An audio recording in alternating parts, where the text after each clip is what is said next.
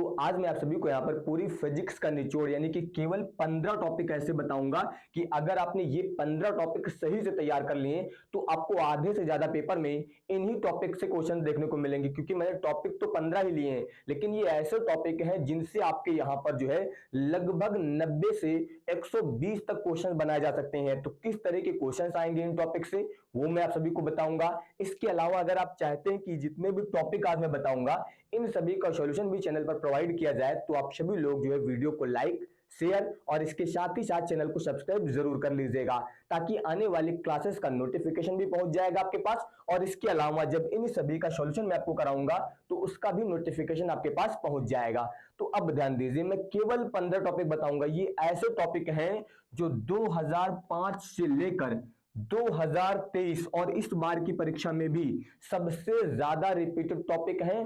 और इनसे मैंने जो क्वेश्चंस की संख्या बताई कि टॉपिक तो केवल 15 हैं, लेकिन क्वेश्चन आपके 90 से लेकर 120 तक बनाए जा सकते हैं। तो सबसे पहले ध्यान दीजिए, विद्युत द्विध्रुव आघूर्ण। अब जैसे कि मैं केवल इस टॉपिक की बात करूं तो यहां पर आप ध्यान दीजिए, ये आपका मेन टॉपिक है विद्युत द्विध्रुव। अब क्वेश्चन कौन कौन सा आ सकता है? एक आ सकता है आपसे कि विद्युत द्विध्रुव किसे कहते हैं, वैद्युत द्विध्रुव आघूर्ण किसे कहते हैं, ठीक है। इसके अलावा वैद्युत द्विध्रुव पर आरोपित बलयुग्म का सूत्र ज्ञात कीजिए, एक क्वेश्चन आपसे ये पूछा सकता है। इसके अलावा वैद्युत द्विध्रुव के कारण जो है अक्षीय स्थिति में विद्युत क्षेत्र की तीव्रता ज्ञात कीजिए। वैद्युत द्विध्रुव के कारण जो है निरक्षीय स्थिति में विद्युत क्षेत्र की तीव्रता ज्ञात कीजिए। या फिर हो सकता है वैद्युत द्विध्रुव के कारण जो है अक्षीय या फिर निरक्षीय स्थिति में विद्युत विभव का मान ज्ञात कीजिए। तो केवल एक टॉपिक विद्युत द्विध्रुव आघूर्ण, इसी संबंधित कितने टॉपिक आपके आ सकते हैं, न्यूमेरिकल भी पूछा सकता है। इसीलिए मैंने बताया कि मैं यहां पर टॉपिक तो केवल 15 बताऊंगा, लेकिन इन टॉपिक पर सबसे ज्यादा क्वेश्चन आपके पेपर में देखने को मिलेंगे, ये याद रखिएगा सभी लोग। अगला जैसे कि मैं बात करूं गॉस प्रमेय यानी कि गॉस थ्योरम। अब अगर गॉस प्रमेय की बात की जाए तो गॉस प्रमेय अगर आपकी तैयार है तो इससे आपके क्वेश्चन कौन कौन से बनेंगे। सबसे पहले तो गॉस प्रमेय लिखिए, इसका निगमन कीजिए, एक क्वेश्चन तो आपका यही बन जाएगा।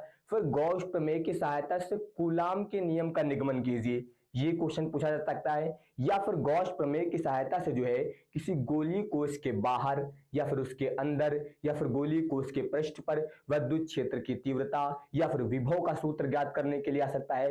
या फिर हो सकता है आपसे बोल दिया जाए कि गॉस प्रमेय की सहायता से जो है किसी आवेशित तार के निकट विद्युत क्षेत्र की तीव्रता ज्ञात कीजिए। या फिर हो सकता है पूछ लिया जाए कि गॉस प्रमेय की सहायता से आवेशित प्लेट के निकट विद्युत क्षेत्र की तीव्रता ज्ञात कीजिए। तो इस तरह से यहां पर एक एक टॉपिक से 10-10 क्वेश्चन अलग अलग बनाए जा सकते हैं। तो जब भी आप वो टॉपिक पढ़ें तो उस टॉपिक से रिलेटेड जो भी मेन पॉइंट है, जो भी मेन फीचर है, वो हमेशा आप रटते चलिए। और सबसे बड़ी बात, अब आपके पास टाइम कम बचा है तो वीडियो जो देखिए, वीडियो में कोई चीज आप अगर देखेंगे या फिर रिवाइज करेंगे तो थोड़ा सा समय ज्यादा लगता है। तो एक ऑप्शन है कि आप वीडियो को फास्ट फॉरवर्ड करके देख लीजिए, तब आपका टाइम बच सकता है। या फिर दूसरा ऑप्शन है, जो आपने नोट्स वगैरह बनाए होंगे उन नोट्स का यूज करके आप रिवाइज करिए हमेशा, उससे समय भी कम लगेगा और रिवीजन आप कई बार कर पाएंगे। देखिए केवल एक बार रिवीजन करने से काम नहीं होगा, हमेशा जो भी चीजें आपने पढ़ा है उसका रिवीजन जब तक आप बार बार नहीं करेंगे तब तक आपके यहाँ पर अच्छे नंबर नहीं आएंगे, ये याद रखिएगा। तो रिवीजन के लिए हमेशा नोट्स का यूज करिए, सबसे कम समय में आप यहाँ पर जो है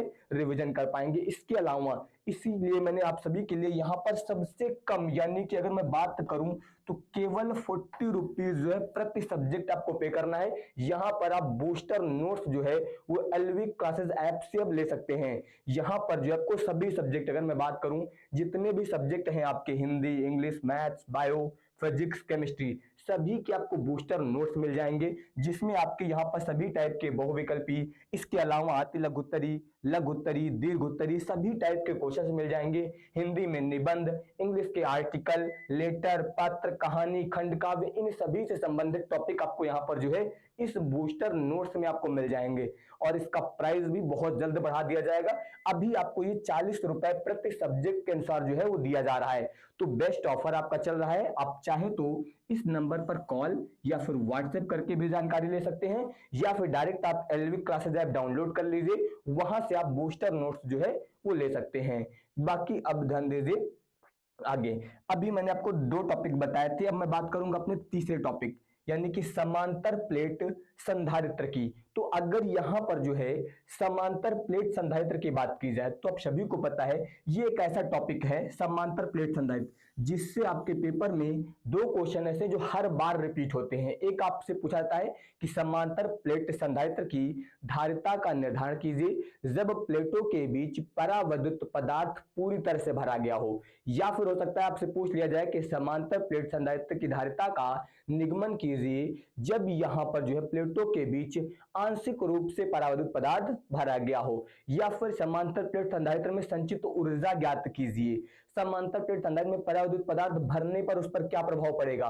तो क्वेश्चन अलग अलग तरीके से पूछा जा सकता है, इसलिए जब भी कोई टॉपिक तैयार करिए तो उस टॉपिक को अच्छे से आपको तैयार करना है, ये ध्यान रखिएगा। इसके अलावा किरचॉफ का नियम, किरचॉफ के दोनों नियम आपको तैयार करने हैं क्योंकि इस पर न्यूमेरिकल सबसे ज्यादा पूछे जाते हैं। इसके अलावा साथ ही साथ किरचॉफ के नियम पर आधारित जो आपका व्हीटस्टोन सेतु है वो भी इसी नियम पर आधारित है, तो उसके बारे में भी अक्सर पूछा जाता है। तो ये टॉपिक आप एक नोट कर लीजिए, सारे टॉपिक आपको अच्छे से तैयार करने हैं।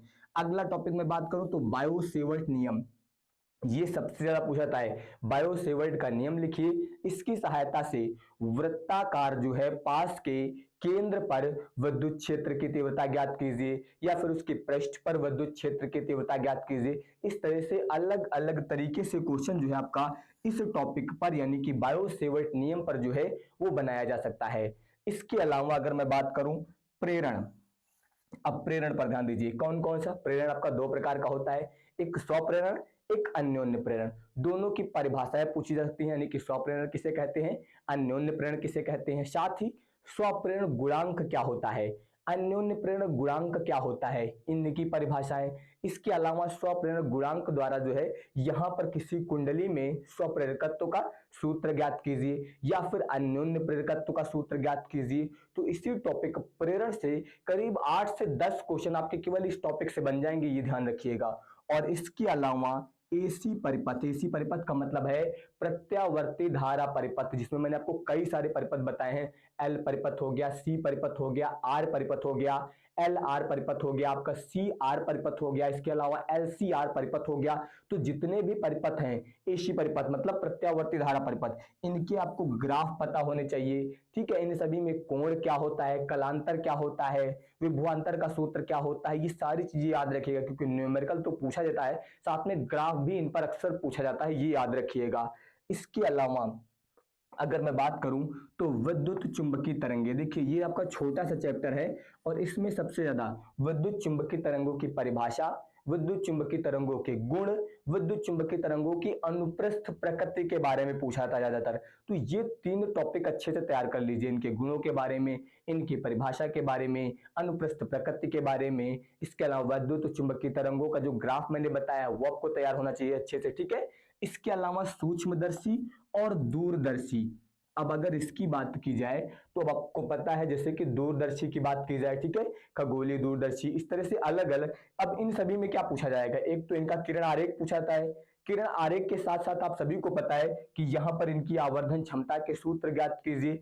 आपको इन सभी के जितने भी पॉइंट हैं, आवर्धन क्षमता का, किरण आरेख का, बनावट का, सब कुछ आपको मैंने बता दिया अच्छे से। तो इन सभी को आपको अच्छे से तैयार करना है, एक एक पॉइंट को। इसके अलावा अगर मैं बात करूं तो हाइगेंस का द्वितीयक तरंगिका सिद्धांत।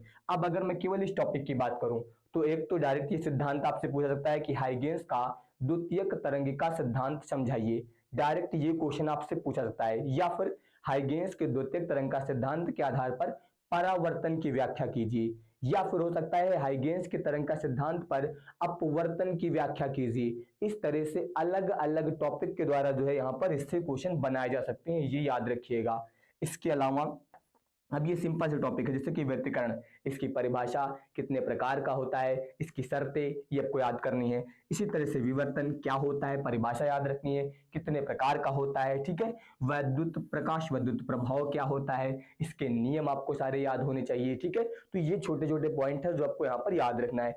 इसके अलावा द्रव्य तरंगे, अब अगर मैं बात करूं तो द्रव्य तरंगों के लिए जो है इसकी परिभाषा के साथ साथ द्रव्य यहाँ पर तरंगों के साथ साथ जो आपको तरंग दैर्ध्य का सूत्र याद रखना है। है जो दी ब्रोगली ने, क्योंकि इन्हें दी ब्रोगली तरंगे भी बोलते हैं द्रव्य तरंगों को, तो आपको दी ब्रोगली तरंग दैर्ध्य का निर्धारण करना, इलेक्ट्रॉन से संबंधित दी ब्रोगली तरंग दैर्ध्य का निर्धारण करना, ये सभी मेन टॉपिक है जिन पर सबसे ज्यादा क्वेश्चन पूछे जाते हैं। ये याद रखिएगा किस तरह के क्वेश्चन आते हैं, इसीलिए मैं आपको साथ में बता रहा हूं ताकि आपको ये पता रहे कि क्वेश्चन किस प्रकार से आएगा। इसके अलावा बोर का परमाणु मॉडल, अब अगर मैं इसकी बात करूं तो बोहर की परिकल्पनाएं लिखिए, सबसे ज्यादा टॉपिक आता है यहाँ पर आपका क्वेश्चन कि बोहर की तीनों परिकल्पनाएं लिखिए या फिर बोहर के अभिग्रहित लिखिए, इस तरह से क्वेश्चन आता है। अब बोहर के परमाणु मॉडल में जो है यहाँ पर परमाणु की त्रिज्या कैसे ज्ञात की जाती है, वेग कैसे ज्ञात किया जाता है, ऊर्जा कैसे ज्ञात की जाती है, यहाँ पर कक्षाओं की, ये सब जो है इसी टॉपिक से संबंधित क्वेश्चन आपसे पूछे जा सकते हैं। इसके अलावा हाइड्रोजन स्पेक्ट्रम, हाइड्रोजन स्पेक्ट्रम में आप सभी को पता है लाइमन श्रेणी, बामर श्रेणी, पाश्चन श्रेणी, फुंड श्रेणी, इन सभी श्रेणियों के बारे में आपको याद होना चाहिए। उन सभी की तरंग दैर्ध्य का सूत्र आपको पता होना चाहिए, कौन सी तरंग दैर्ध्य जो है किस भाग में पाई जाती है ये आपको पता होना चाहिए। ये सारे पॉइंट आपको तैयार करने हैं। इसके अलावा पीएन संधि, अब आपको पीएन संधि क्या है ये पता होना चाहिए, पीएन संधि डायोड क्या है ये आपको पता होना चाहिए, और पीएन संधि डायोड को अर्ध तरंग दृष्टिकारी के रूप में कैसे यूज किया जाता है। इसके अलावा पीएन संधि डायोड को जो है पूर्ण तरंग दृष्टिकारी के रूप में कैसे यूज किया जाता है, पीएन संधि की अग्र अभिनत स्थिति का ग्राफ, पीएन संधि डायोड की जो है पश्चाभिनत दृष्टि का ग्राफ, ये सब पॉइंट आपको यहाँ पर तैयार करने हैं। तो ये यहाँ पर जो है आपकी पूरी फिजिक्स के 15 ऐसे टॉपिक हैं जो कि बोर्ड एग्जाम में सबसे ज्यादा इन पर क्वेश्चंस बनाए जाते हैं। तो ये 15 के 15 टॉपिक आपको अच्छे से तैयार करना है। अगर आपने पहले से तैयार कर लिए हैं तो इन पर आधारित जो क्वेश्चन आते हैं उनका आप रिवीजन स्टार्ट कर दीजिए सभी लोग, क्योंकि रिवीजन आप अच्छे से कर लीजिए तो पेपर में कोई दिक्कत नहीं आएगी। बाकी मैंने आपको बता दिया है कि चैनल सब्सक्राइब कर लीजिए। ये सारे टॉपिक मैं किसी दिन वन शॉट में आपको कंप्लीट कराऊंगा, 5 से 6 घंटे की क्लास होगी, ये सभी के सभी टॉपिक मैं वन शॉट में कंप्लीट कराऊंगा। तो आप लोग वीडियो को लाइक और शेयर जरूर कर दीजिएगा। बाकी मैंने पहले ही बता दिया कि इन पर आधारित जो क्वेश्चन वगैरह हैं वो अगर आप चाहें तो हमारा पेड बैच ज्वाइन कर सकते हैं, नहीं तो मैंने बता दिया इस समय आपको बूस्टर नोट्स जो है बहुत ही कम प्राइस में दिए जा रहे हैं, तो आप इसको जो है एलविक क्लासेस ऐप डाउनलोड करके ले सकते हैं। और अगर आप अपनी कंप्लीट तैयारी करना चाहते हैं तो आप बूस्टर 2.0 बैच ज्वाइन कर सकते हैं, जिसमें आपको ऑल सब्जेक्ट की कंप्लीट तैयारी कराई जाएगी। और यहाँ पर भी इसमें एक बेस्ट ऑफर चल रहा है, इसका प्राइस बहुत ही कम कर दिया गया है, केवल 399 में आपको ये मिल जाएगा। और इसके साथ साथ आप यहाँ पर इस बैच में आपको फिजिक्स और केमिस्ट्री की कंप्लीट हैंड रिटन नोट्स भी बिल्कुल फ्री मिल जाएगी आपको इस बैच के साथ, ठीक है। तो यहाँ पर जितने भी पॉइंट आपको बताए गए हैं, जितने भी यहाँ पर आपके टॉपिक बताए गए हैं, उनको आपको अच्छे से तैयार करना है। कहीं पर कोई दिक्कत होगी, कोई यहाँ पर परेशानी हो तो कमेंट करके जरूर बताइएगा। धन्यवाद।